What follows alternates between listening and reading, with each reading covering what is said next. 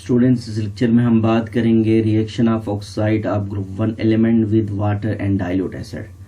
Group number 1 element के oxides को हम डिस्कस करेंगे और इनके वाटर के साथ और डाइल्यूट एसिड के साथ केमिकल रिएक्शन पे बात करेंगे। और ग्रुप नंबर 1 के एलिमेंट हमें पता है लिथियम है, इसके बाद सोडियम, पोटाशियम, रुबिडियम और सीजियम है। ग्रुप नंबर 1 के जो एलिमेंट है ये 3 तरह के ऑक्साइड्स बनाते हैं। नॉर्मल ऑक्साइड यानी वो तमाम ऑक्साइड जिसमें ऑक्सीजन में -2 चार्ज हो, नॉर्मल ऑक्साइड कहा जाता है। और परऑक्साइड यानी वो तमाम ऑक्साइड जिसमें ऑक्सीजन के ऊपर -1 चार्ज हो, उसको परऑक्साइड कहते हैं। और सुपर ऑक्साइड यानी ऐसे तमाम ऑक्साइड जिसमें ऑक्सीजन के ऊपर -½ चार्ज, इसको हम सुपर ऑक्साइड कहते हैं। तो इसी तरह से ग्रुप नंबर जो 1A के जो एलिमेंट है, इनमें से जो लिथियम है, ये लिथियम क्या करता है, लिथियम नॉर्मल ऑक्साइड बना लेता है। और जिस तरह लिथियम ऑक्साइड देखें जिसमें ऑक्सीजन में -2 चार्ज है। सोडियम मिक्सचर ऑफ ऑक्साइड बनाता है, यानी नॉर्मल ऑक्साइड कम बनाता है और परऑक्साइड ज्यादा बनाता है। तो यहाँ पर मैंने परऑक्साइड को ही शेयर किया।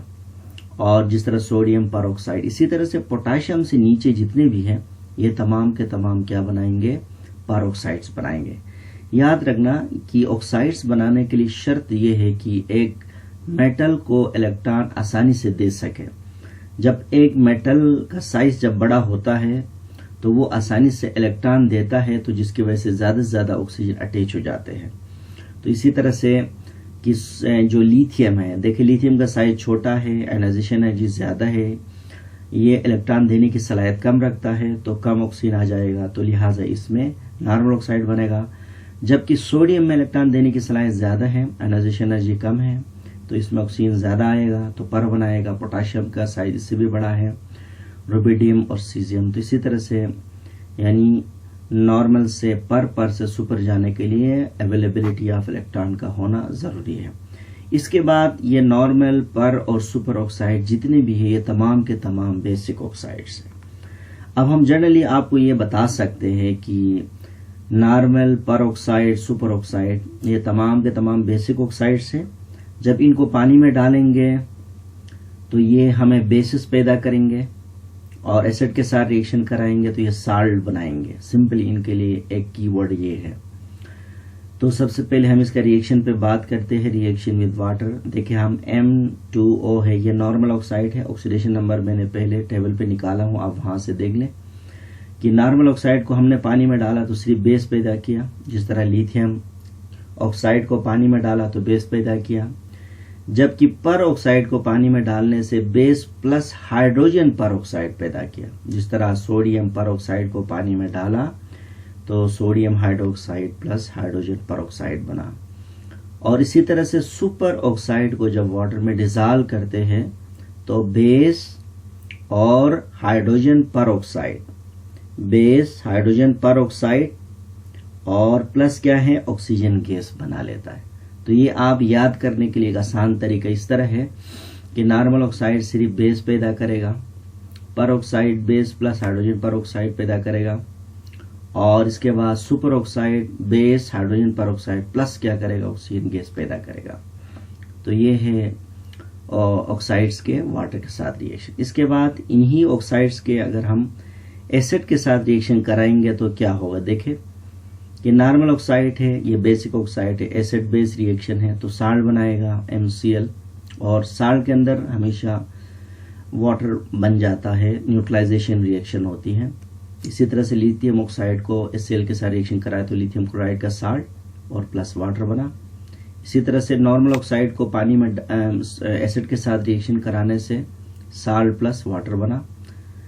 और इसी हिसाब से देखें आप कि पर ऑक्साइड को हमने एसिड के साथ रिएक्शन कराया तो साल्ट प्लस वाटर प्लस क्या बना, हमारे पास ऑक्सीजन बना।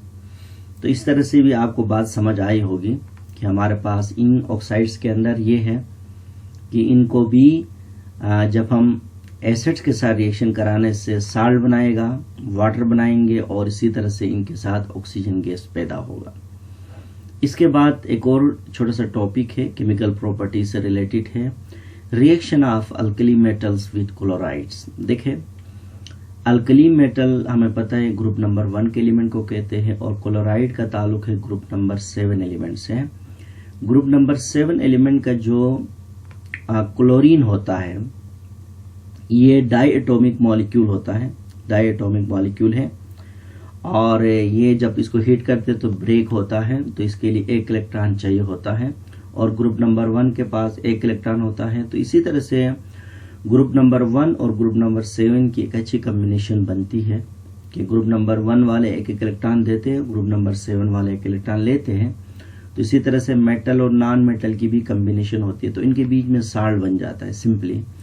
तो इसी तरह से ग्रुप नंबर 1 के मेटल जब क्लोरीन के साथ हम रिएक्शन कराते हैं तो साल्ट बनाते हैं। जिस तरह लिथियम को क्लोरीन से मिलाया तो लिथियम क्लोराइड, सोडियम से सोडियम क्लोराइड और पोटाशियम से पोटाशियम क्लोराइड बना। इसके बाद एक और छोटा सा टॉपिक है, वो ये है कि effect of heat on carbonates and nitrates.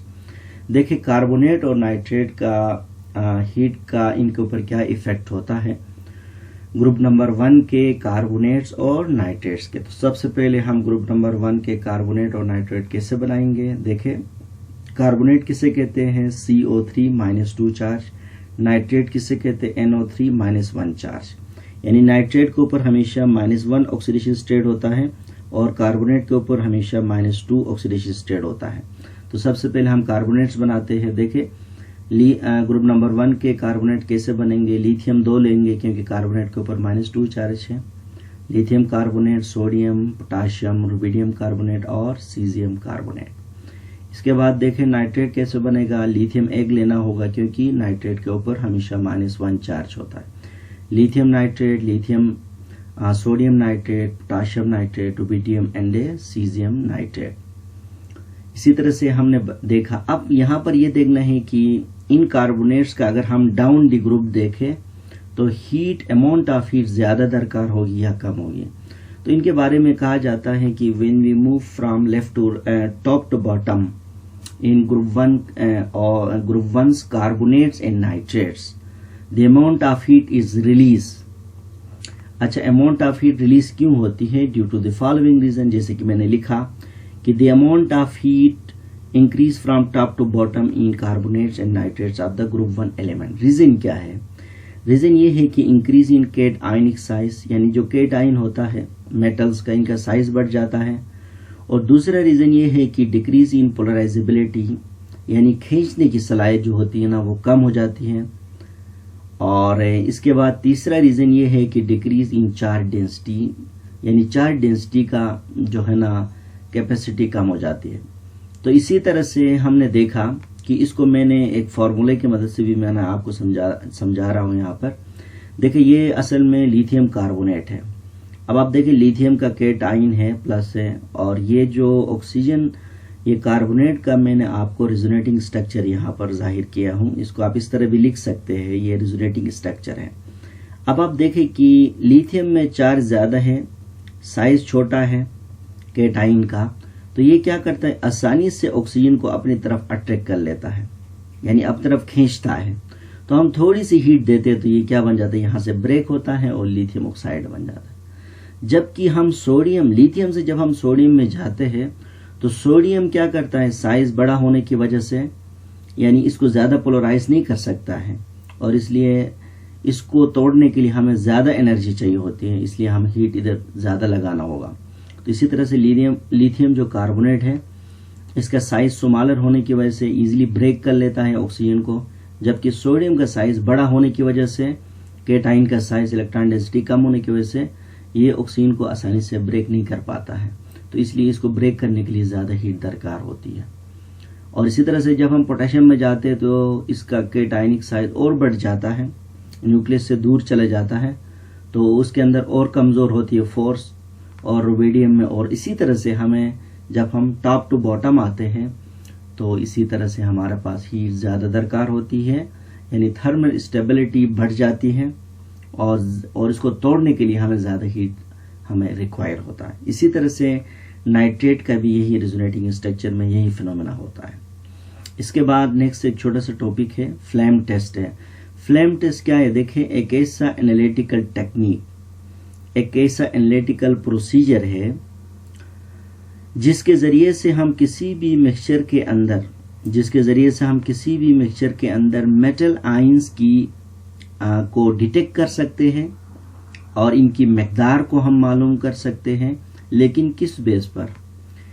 Emission spectrum, यानी जो इनके अंदर स्पेक्ट्रम पैदा होता है, तो उस स्पेक्ट्रम की मदद से हम एक एलिमेंट को पहचान सकते हैं और इसकी मकदार हम मालूम कर सकते हैं। तो ऐसा टेस्ट को फ्लेम टेस्ट कहा जाता है। जैसे कि मैंने लिखा, an analytical procedure used to detect the presence of certain metals ions, especially group number 1 and 2, based on each element's characteristics emission spectrum is called flame test। अच्छा, इसका प्रोसीजर क्या है देखें। इसके लिए सबसे पहले हम ये कर लेते हैं, एक प्लेटिनियम का वायर लेते हैं जैसे कि यहाँ दिखाया गया है, और इस प्लेटिनियम को वायर को हम क्या करते हैं, कंसंट्रेटेड HCl में डिप करते हैं, और डिप करने के बाद जो बंसन फ्लेम है इसमें हम क्या करते हैं, इसको गर्म करते हैं, और गर्म करने के बाद इसको अच्छी तरह से क्लीन करते हैं। फिर दोबारा हम HCl के जरिए से इसी प्लेटिनियम वायर को हम दोबारा इसको हम HCl में डिप करते हैं, और दोबारा हम बंसन फ्लेम में इसको हम दोबारा जो है ना इसको हीट अप करते हैं। अच्छा, बंसन फ्लेम क्या है देखें। बंसन बेसिकली एक साइंटिस्ट का नाम था, और उसने सबसे पहले एक फ्लेम बनाया, यानी एक स्टैंडर्ड फ्लेम बनाया उसने, यानी जिसको यानी स्टैंडर्ड फ्लेम यानी एक ऐसा फ्लेम जिसका कलर ब्लूइश हो और नोकीला हो, किनारे से बहुत ही शार्प हो। तो ऐसा फ्लेम जो नोकीला हो और ब्लूइश कलर हो उसका, तो ऐसे फ्लेम को बंसन फ्लेम कहते हैं, और उस बर्नर को बंसन बर्नर कहा जाता है। जैसे कि ये बर्नर है, देखिए सिंपली एक पाइप पर मुश्तमिल है और यहाँ गैस आ रहा है, लेकिन इसका एक स्टैंडर्ड है इस फ्लेम का। अगर ये फ्लेम येलो कलर दे रहा है, रेड दे रहा है, तो that is not a standard of the Bunsen flame. तो ये बंसन का नाम इसलिए रखा ताकि फ्लेम का स्टैंडर्ड होना जरूरी है, वरना एक फ्लेम खुद ही येलो कलर का है तो वो फिर आप इसमें टेस्ट करोगे तो फिर क्या कलर देगा, तो फिर आपके लिए कंफ्यूजन हो जाएगा। तो इसलिए बंसन फ्लेम में हम इसको क्या करते हैं, हम वायर को 2-3 दफ़ा क्लीन करके हम इसको गर्म करते हैं, ताकि फिर एक ऐसा आता है कि वो फ्लेम ब्लूइश ही होता है, तो फिर हमें ये चीज़ कंफर्म हो जाता है कि हमारा जो वायर है ये क्लीन हुआ है। जब वायर क्लीन होता है तो हम क्या करते हैं, चाइना डिश के अंदर मिक्सचर ऑफ मेटल है जो भी है अननोन, इसके अंदर हम डिप करते हैं, और डिप करने के बाद हम इस फ्लेम में के करीब लेके जाते हैं। तो जब फ्लेम इसको जलाता है तो अगर इसका कलर रेड आएगा तो that will be the lithium, अगर इसका कलर येलो आएगा तो that will be the sodium, अगर कलर लाइलिक आएगा तो that will be the potassium, अगर कलर ब्रिक रेड आएगा तो that will be the calcium, अगर कलर ग्रीन आएगा तो that will be the barium. तो इसी तरह से हम इसके कलर्स के जरिए से यानी हम मालूम कर सकते हैं कि इस मिक्सचर के अंदर एलिमेंट कौन सा है, और इसी तरह से उस एलिमेंट के अंदर जो है ना उसकी मकदार क्या है। तो ये हो गया फ्लेम टेस्ट और इसका प्रोसीजर। और इसके बाद ओरिजिन ऑफ जो है ना कलर, यानी ये कलर कहाँ से आता है। बेसिकली देखिए, हम जब कोई मिक्सचर लेते हैं तो उस मिक्सचर के अंदर एटम्स होते हैं। जब मिक्सचर को गर्म करते हैं तो एटम्स गर्म हो जाते हैं, हीट को एब्जॉर्ब कर लेते हैं, और जिसकी वजह से इलेक्ट्रॉन क्या होता है, जो इलेक्ट्रॉन्स होते हैं वो ग्राउंड स्टेट से एक्साइटिंग स्टेट में चले जाते हैं। जब इलेक्ट्रॉन ग्राउंड स्टेट से एक्साइटिंग स्टेट में जाता है और वापस वो ग्राउंड स्टेट में आता है, तो वो क्या करता है, एक मखसूस वेवलेंथ में एक स्पेक्ट्रम जो है ना पैदा करता है, और वो वेवलेंथ जिस कलर के साथ मैच होगा तो वो वही कलर वो जनरेट कर लेता है। तो इसी तरह से बेसिकली ये जो फ्लेम टेस्ट है, इसके अंदर इलेक्ट्रॉन एक्साइटेशन स्टेट में जाते हैं और फिर उसके बाद वो डी एक्साइटेशन होते हैं, जिसकी वजह से स्पेक्ट्रम बनता है, और इसी स्पेक्ट्रम की वजह से हम इजीली बता सकते हैं कि इस एलिमेंट के अंदर ये कलर है और ये एलिमेंट अच्छा, बात ये कि ये कलर पहले से स्टैंडर्डाइजेशन किया जाता है ताकि हम उनको सामने रखकर किसी भी अननोन मिक्सचर के अंदर हम किसी भी एलिमेंट का कलर को हम मालूम कर सकते हैं।